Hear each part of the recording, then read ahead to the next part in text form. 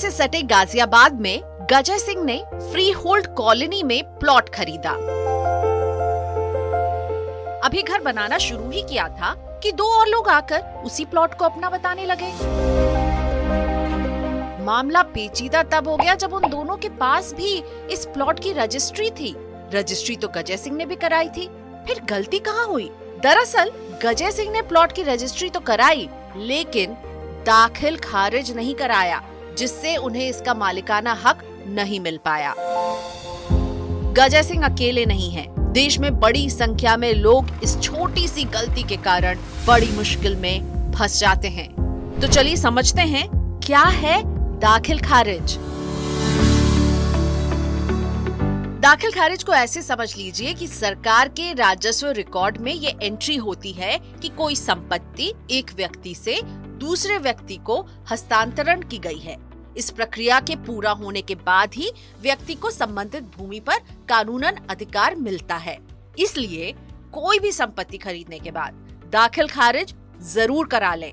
Plot का दाखिल खारिज कराने के बाद ठगी की गुंजाइश काफी हद तक कम हो जाती है।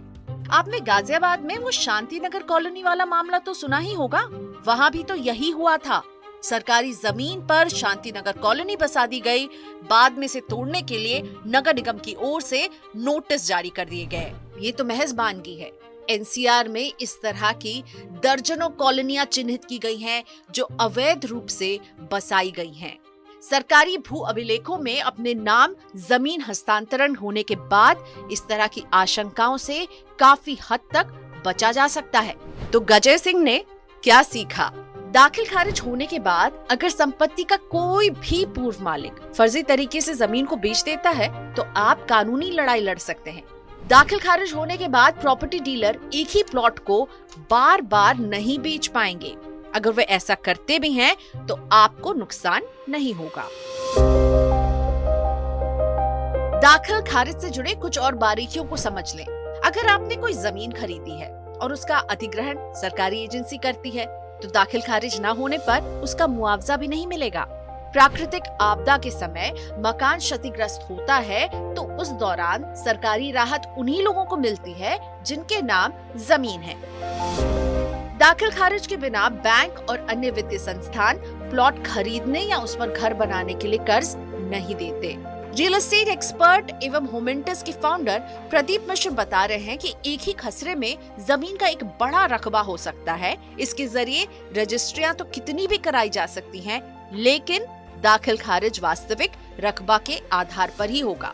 दाखिल खारिज कराने के बाद ही प्लॉट के कानूनन मालिक बन पाएंगे। तो क्या है मनी 9 की सलाह?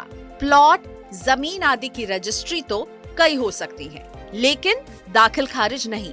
ऐसे में कोई भी प्लॉट या कृषि भूमि खरीदने से पहले ये सुनिश्चित कर लें कि ये जमीन अवैध कब्जा की हुई तो नहीं है। रजिस्ट्री कराते समय भी वकील से प्रॉपर्टी की वैधता के बारे में चर्चा जरूर करें। उसी से ही दाखिल खारिज कराने की बात करें। दाखिल खारिज के लिए एक निश्चित अवधि होती है। कई बार नियत खराब होने पर विक्रेता ही आपत्ति लगाकर दाखिल खारिज में अड़ंगा डाल देते हैं। इसलिए डील करते समय किसी जिम्मेदार व्यक्ति को मध्यस्थ बनाएं।